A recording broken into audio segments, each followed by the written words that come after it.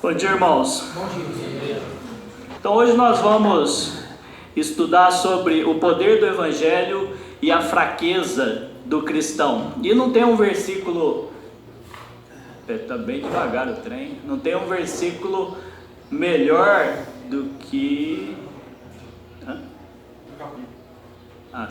Não tem um versículo melhor do que esse de Paulo para expressar, digamos, a nossa fraqueza e a forma de nos tornarmos fortes diante de Deus, ou diante das pessoas, se assim bem quiserem. Na época que eu era criança, e vou lembrar alguns fatos da minha infância, era comum ouvirmos hinos que vinham dos Estados Unidos, com versões para a nossa hinologia cristã. Eram chamados de cânticos de negro espiritual, porque eram versões das músicas que eram cantadas pelos negros americanos, né? Aqueles corais gospel. Então tinham essas versões. Quer dizer, muitos dos hinos que cantamos, eles são versões. Por isso que quando você vai na presbiteriana, a letra está de um jeito, vai na batista está do outro, vai na assembleia está do outro, porque são versões de uma música que já foi escrita anteriormente em um outro país, em sua maioria nos Estados Unidos. Eu tenho algumas músicas que poderiam ajudar na ilustração desse tema, mas como eu tenho um amigo que é meio crítico de música, e eu falei, ele vai que ele tá lá, ele vai falar para mim, não, essa música aí não é música de crente não, o cara que cantava não levava uma vida daquele jeito. Daí eu falei, depois eu vou ter que falar pro João Tonino. Nossa, não era o João Tonino, era bom, é o João Tonino, meu amigo que vai criticar. Então eu peguei uma música bem difícil, né, falei, eu quero ver ele descobrir essa daí, que o Williams escreveu: ó tu grande Jeová, guia-me a mim, um peregrino nessa terra estéril, fraco sou, e aí continua o hino. Quem cantou esse hino foi Whitney Houston, quando fizeram uma entrevista com ela. Solta aí pra mim que acho que aqui eu não consigo.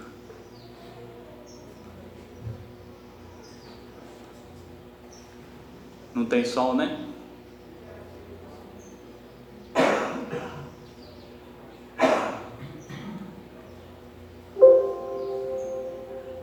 Então solta o Arsênio aí. Yeah, I started singing in church when I was about 5. Gosh, that was a long time ago. But I wanted to become a singer when I was about 13. You know, that's when I realized that I wanted to be a professional singer. But prior to that, I just sang. I just sang in church, and I loved to do it. So yeah, I started in church. You remember the first song you ever sang? Yes, I remember. The first one I sang in church was a song called Guide Me, oh, thou great Jehovah, feed me till I want no more.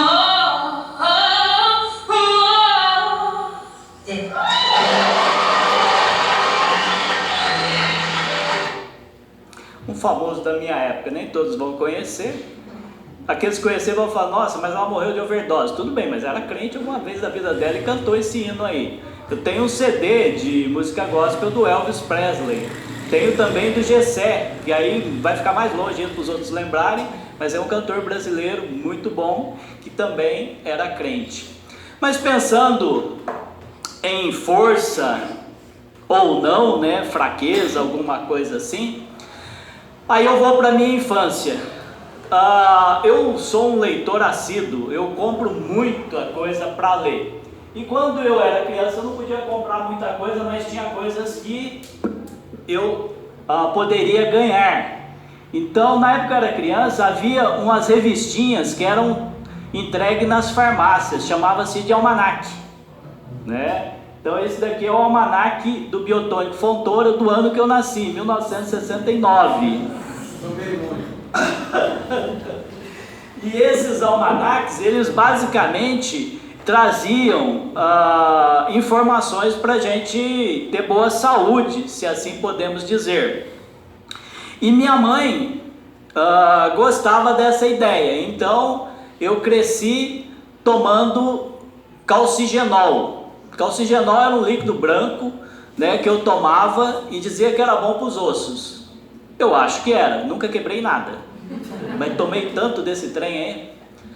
Não estava bom o calcigenol, minha mãe acrescentou na minha dieta emulsão de Scott. Isso é ruim. Igual o calcigenol, só que ruim. Que negócio pastoso. Em casa tinha os vidrinhos enfileirados assim no quintal, de tanto que tomava disso daí. Acho que foi bom também. Não tirou a minha diabetes, mas também não quebrei nenhum osso. Aí veio o biotônico. Aí já era mais gostoso. Por causa disso, acho que eu comecei a beber, porque era um vinho meio disfarçado isso daí, né? Um cunhaque, qualquer coisa assim. Não bastasse o biotônico, eu tinha fome. Eu era magrinho. Minha mãe descobriu água inglesa da Granado. Granado hoje ainda é aquela que faz aquele negocinho para tirar chulé do pé lá. Ela fazia essa água inglesa. Eu não sei se esses remédios ainda existem. Se existia, era uma versão mais fraca. Primeiro era bruto esse trem aí. E era uma garrafa, que nem uma garrafa de vinho, né? Um garrafão de vinho, só um garrafãozinho pequeno. Então já dava tudo para que você fosse se tornar um bebum, né? Bebi tanto dessas coisas. Por quê? Minha mãe me teve com os seus 40 anos, né? Não era na flor da idade, já era só nos espinhos da idade. E eu era filho único, então ela queria um filho único que desse alguma coisa, que virasse gente, homem, né? Algo assim. Cristina, não fala alto o que você está pensando, né? A Cristina foi criada quase junto comigo. A Malha riu porque ela não foi, né? Minha mãe paparicava você, né? E batia em mim. Mas então minha mãe acho que queria me ver forte, né? Então ela me enchia desses trem tudo aí. Não deu certo, mas eu bebi muito isso daí. O pastor Pércio, ele tem estudado o livro de Levítico, e nesse estudo do livro de Levítico, no capítulo 4, entre todos aqueles sacrifícios que tem que fazer, pecado sei do que, no capítulo 4 tem os pecados dos sacerdotes. E a gente olha para um sacerdote, os que têm nome de sacerdote ainda hoje em dia, eles são considerados pessoas de poucos erros, pouco pecado. Não é a verdade, mas pelo menos há uma consideração em relação a isso. Inclusive o Papa, ele tinha uma, digamos assim, ele é considerado pela Igreja Católica como alguém infalível, alguém que não peca. Né? Eles mudaram um pouco isso daí, né? Alguém que é passível de não pecar, ou que tem seria mais difícil pecar, mas algum tempo atrás ele era alguém que não tinha pecados, alguém que não pecava realmente. Mas o pastor Pércio, estudando sobre os sacerdotes, aí eu vi lá em Hebreus capítulo 5, versículo 1 e 2, quando fala do sumo sacerdote, fala que todo sumo sacerdote é um homem escolhido para representar outras pessoas nas coisas referentes a Deus. Quem está acompanhando o estudo do pastor Pércio, o sacerdote é aquele que pega o sacrifício, pega o sangue, vai lá, joga, passa lá na arca, né? Então ele representa, digamos assim, a purificação do pecado, é um intermediário no Velho Testamento entre Deus e o homem. Então ele apresenta a oferta de sacrifício pelos pecados e é capaz de tratar com bondade os ignorantes e os que se desviam, pois está sujeito às mesmas fraquezas. Então mesmo aquele homem do Antigo Testamento que tinha uma estrutura de aparentemente pouco pecado, ele era um homem fraco e suscetível a pecado. Aqui Hebreus está fazendo uma comparação entre o sumo sacerdote passageiro, né, o transitório, e o sumo sacerdote verdadeiro, que é Jesus Cristo. Mas afinal, o que é fraqueza, né? O conceito de fraqueza está inteiramente associado à ideia de incapacidade. Então tem a fraqueza física, que é essa fraqueza, quando você olha para um cara como eu assim, né, desprovido de fraqueza, que se precisa levantar alguma coisa, e eles olham para o nosso contexto, eles já vão direto no Frank, né? É o cara que vai conseguir levantar, o Joãozinho não dá conta. Então essa é a fraqueza física. Tem a fraqueza intelectual. Essa daí são pessoas que têm dificuldades, às vezes, em fazer cálculos, em pensar rápido algumas respostas, né? Então, isso é uma deficiência intelectual. Não quer dizer que é um problema, é só uma condição da pessoa. C.S. Lewis, que é um cara famoso que escreveu as Crônicas de Nárnia, ele tinha dificuldade com a matemática. Então, ele é considerado um cara de fraqueza intelectual. Tem a fraqueza emocional, que são pessoas que têm dificuldade em lidar com assuntos que comovem um pouco mais, né? Por exemplo, tem um terremoto lá no Peru e a pessoa fica abalada aqui por dentro, né? Nossa, lá no Peru, sabe o que vai acontecer aqui? Então isso é um pouco do lado emocional. E tem também, dentre muitas outras, a fraqueza relacional. Pessoas que, poderia ser relacional, pessoal, pessoas que teriam que liderar alguns grupos, uma família, o caso do pai, por exemplo, e não conseguem, eles se atrofiam e não conseguem direcionar para fazer uma liderança correta. Então esses são alguns tipos de fraqueza que nós conhecemos. Em geral, associado ao sentimento de fraqueza, seja como causa ou como efeito disso, está o sentimento de fracasso. Então, quando olha para uma pessoa fraca, né, não vai dizer que ele é um fracassado, vai falar, não, ele não aguenta fazer isso daí, né, coitado, tá só a tripa ali, né, vai fazer o quê?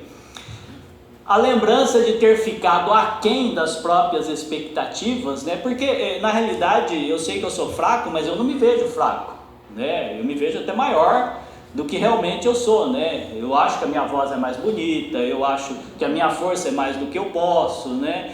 Eu acho que a minha inteligência é superior à que eu realmente tenho.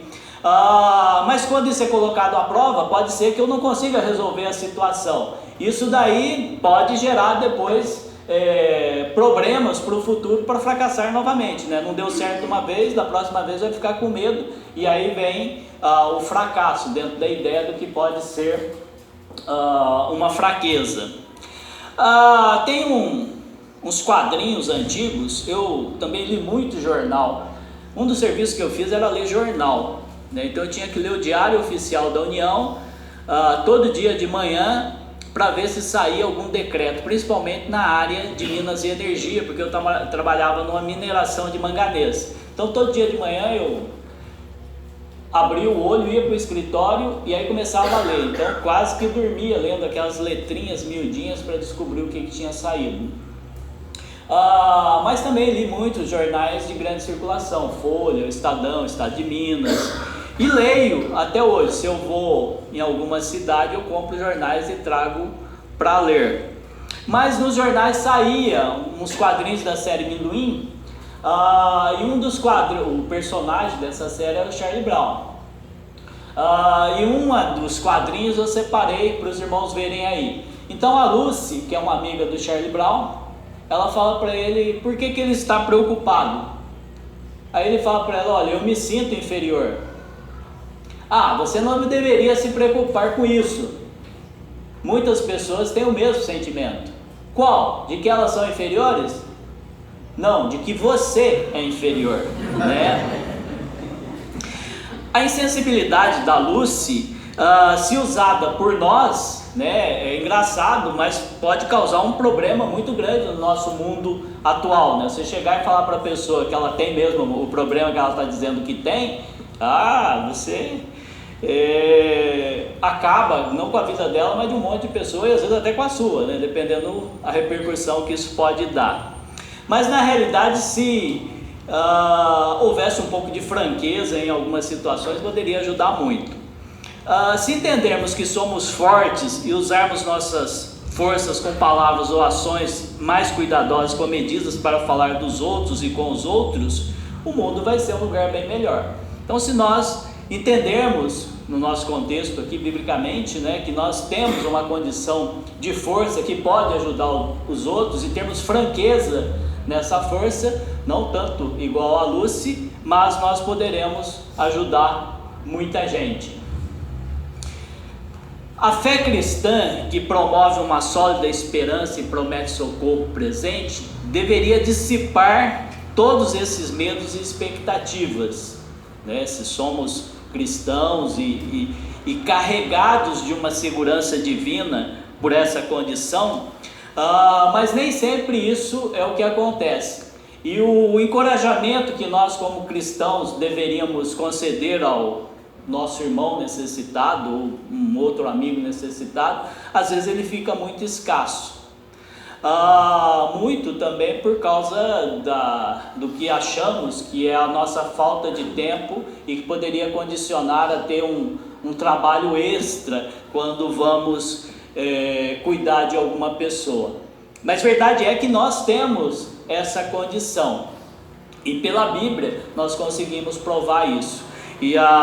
Então nós vamos usar a Bíblia, né, para ver como que o poder do Evangelho pode mudar essa condição de fraqueza de muitos cristãos. Nós vamos ver algumas situações de fracos na Bíblia. Ficou pequenininho, mas eu não queria fazer muitos slides. Josué, para Deus, ele foi entendido como fraco. Quando eu olho para Josué perto de Moisés, que ele estava substituindo, realmente ele não era lá um fortão. Mas Deus dá uma motivação para ele. Deus disse a Josué, a quem estava instituído como sucessor de Moisés: seja forte e corajoso. Disse isso 3 vezes para enfatizar. Então, nessa passagem, Josué, capítulo 1, versículo 6, capítulo 1, do versículo 6, 7 e 9, nesses 3 versículos, Deus fala para ele: seja forte e corajoso, tão somente seja forte e corajoso, e seja forte e corajoso. Então, o próprio Deus, ele entende que nós somos fracos e incapacitados para qualquer atividade, e ele está sempre disposto a nos condicionar a ter uma melhora ou a ter uma força espiritual para lidar com as situações. Paulo, quando escreveu a carta dele aos Efésios, né, o pessoal da cidade de Éfeso, ele fala, né, quando ele está preparando eles para uma batalha espiritual: sejam fortes no Senhor e em seu grande poder. Isso está lá em Efésios capítulo 6, versículo 10. Então Paulo também entende que há necessidade de um fortalecimento em Deus para superar as situações adversas da vida. E o mesmo Paulo fala para Timóteo, quando Timóteo está lá em Efésio, tenta encorajar ele para desempenhar a função que ele tinha deixado lá como pastor daquela igreja. Ele fala: meu filho, seja forte por meio da graça que há em Cristo Jesus. Ele escreve isso na segunda carta de Timóteo, capítulo 2, versículo 1. Então o próprio Deus, ele condiciona ou entende a nossa necessidade de fortalecimento. E o caminho dessa verdadeira força espiritual que nos leva a ser realmente frutíferos, tanto na vida quanto no serviço cristão, é reconhecer humilde e conscientemente a nossa própria fraqueza nas coisas espirituais, abandonando toda a autoconfiança que possamos ter nessa área. Então nós somos fracos, né? Fisicamente, alguns de nós podem resolver essa situação até sem a ajuda de Deus, né? Toma um remedinho aqui, um estimulante ali, uma proteína lá, faz uma academia, e muitas coisas vão mudando na vida física. Na vida espiritual, isso só é possível com a ajuda de Deus. Isso só é possível se nós buscarmos na fonte espiritual que nos dá força. A nossa força física, humana, ela não vai fazer muita diferença, porque se eu não posso fazer alguma atividade física de grande expressão, não faço e a minha vida continua, né? Não posso trabalhar como servente pedreiro. Eu trabalho no escritório, fico sentado o dia todo, as pessoas chegam lá e falam: não está fazendo nada agora? Deixa eu perguntar um negócio para você. Porque lá não trabalha o cara que está fazendo concreto, né? Mas se eu não tenho força física para fazer concreto, eu descanso o meu físico numa cadeira do escritório e a vida vai passando, né? Já cheguei a 40 anos de escritório. Agora, espiritualmente não é assim que funciona. Pode você ter seus 10 anos, 7 anos, pode você ter os seus 60 anos, 70 anos, você tem que buscar força espiritual em Deus. E já que 2 das citações que que eu usei para exemplificar a questão da necessidade de força espiritual em Deus, foi do apóstolo Paulo. Então nós vamos ver um pouquinho.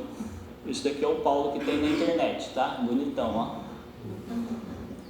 ó.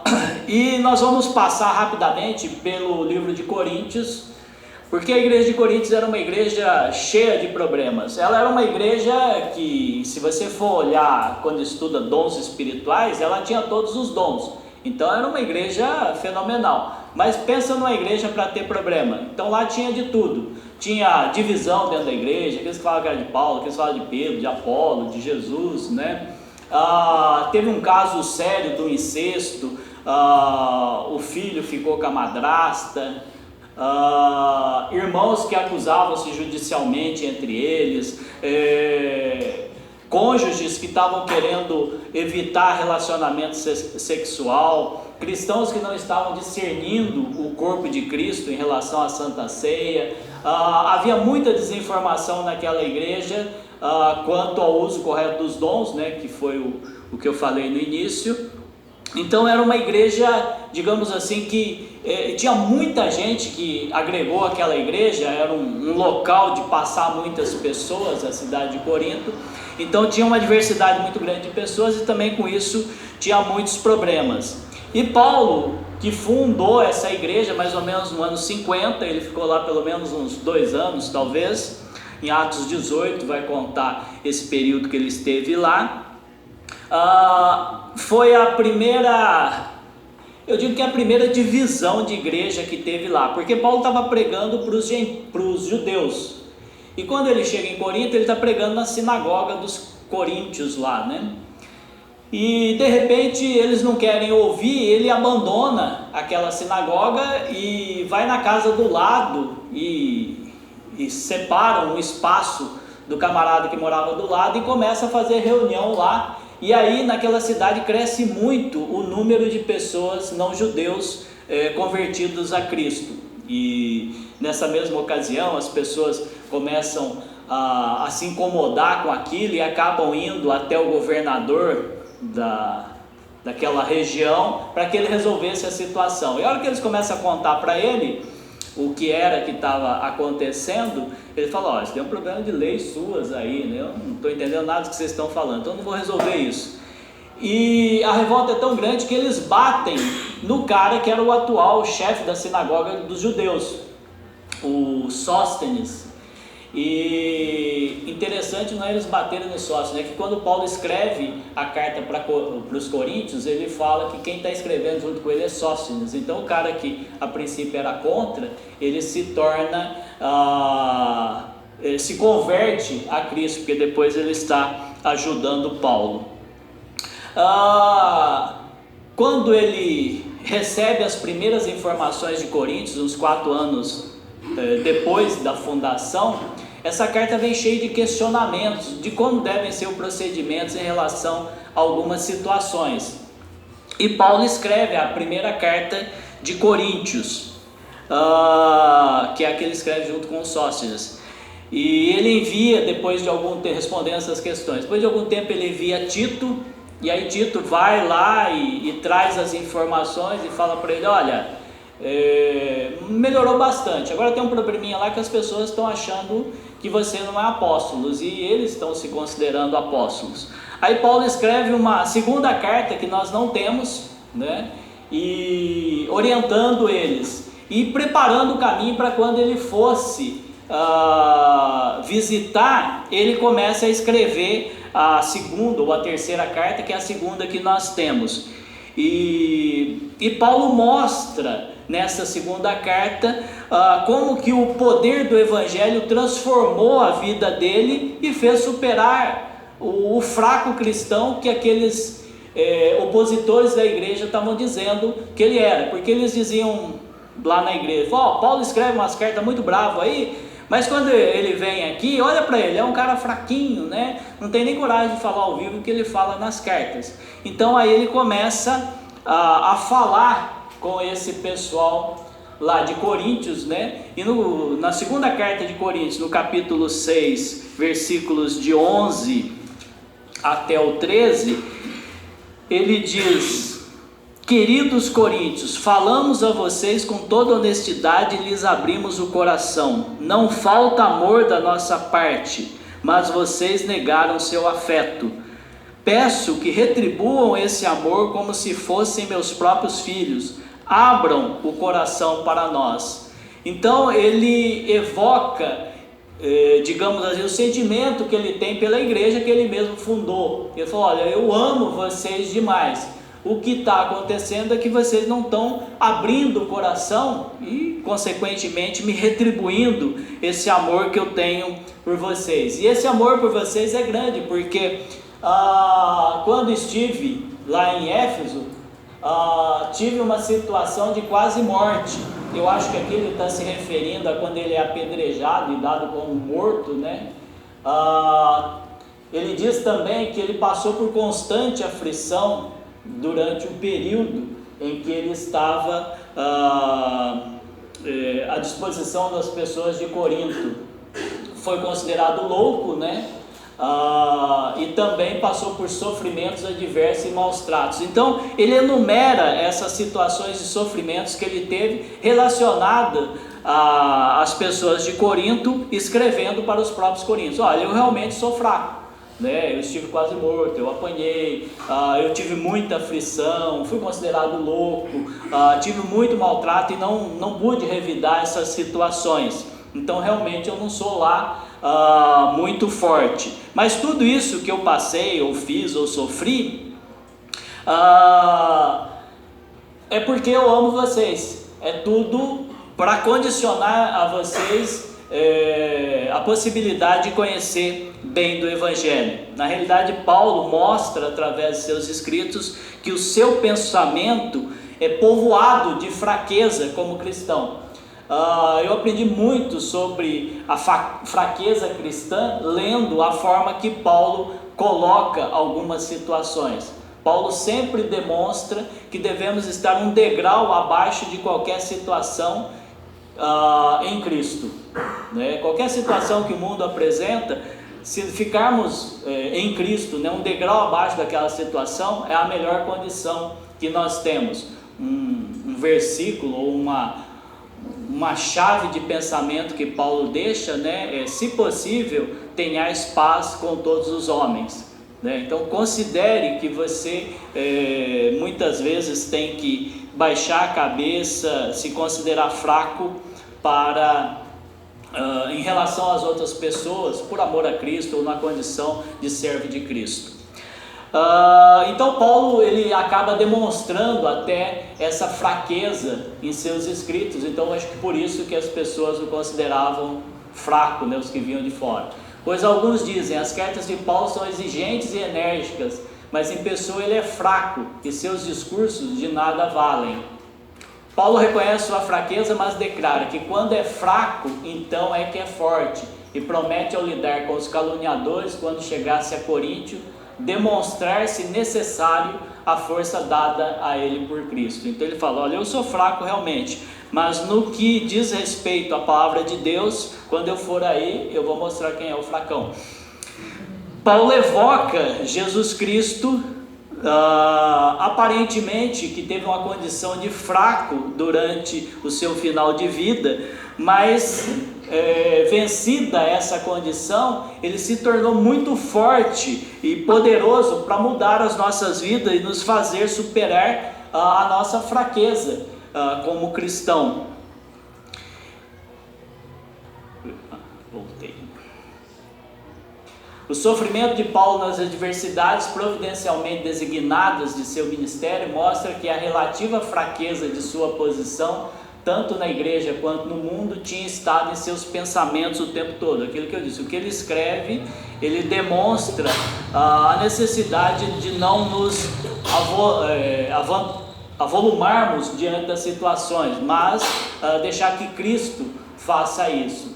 As críticas que os coríntios fizeram a Paulo sobre suas fraquezas, fizeram ele considerar e moderar em suas palavras. Então quando os coríntios falam que ele escreve muito forte, faz com que ele também mude um pouco a forma de escrever. E aí ele escreve em 2 Coríntios 8:7: visto que vocês se destacam em tantos aspectos, na fé, nos discursos eloquentes, no conhecimento, no entusiasmo e no amor que receberam de nós, queríamos, já não diz, né, vocês devem fazer, ele falou, olha, eu quero, né, eu peço que vocês se destaquem no generoso ato de contribuir. Aqui ele está fazendo um apelo em relação a algumas igrejas que ele estava levantando uma oferta. Não estou ordenando que o façam, então ele está mudando o discurso dele, mas sim testando a sinceridade de seu amor ao compará-lo com a dedicação de outros. Então ele entende que talvez ele esteja muito duro no falar e ele passa a considerar uma outra linguagem em relação ao tratar, né, com o pessoal daquela cidade de Corinto. Paulo, em seu reconhecimento da fraqueza que sentia, chega a um clímax quando ele revela que para evitar que eu me tornasse arrogante, foi-me dado um espinho na carne, um mensageiro de Satanás, para me atormentar e impedir qualquer arrogância. Então ele dá a entender aqui que ele entende que essa condição, até mesmo de expor uma fraqueza, ela está sendo necessária para que... ela está sendo impedida pelo próprio Deus. Então quando ele diz que tem esse espinho na carne, não vem ao caso querer descobrir o que é o espinho dele, uma vez que ele não falou, mas era algo que trazia algum sofrimento. Ele entende que esse espinho na carne, esse sofrimento que ele tem, é justamente para que ele baixasse a bola, digamos assim, diante de algumas situações e não se expusesse como muito forte, mas se apresentasse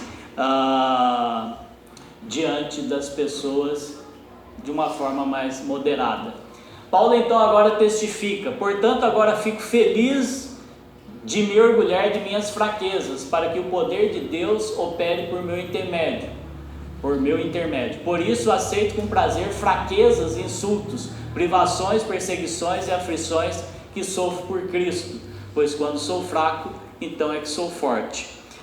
Essa deve ser a nossa condição, né? Aceitar com prazer a condição de fraco na vida cristã,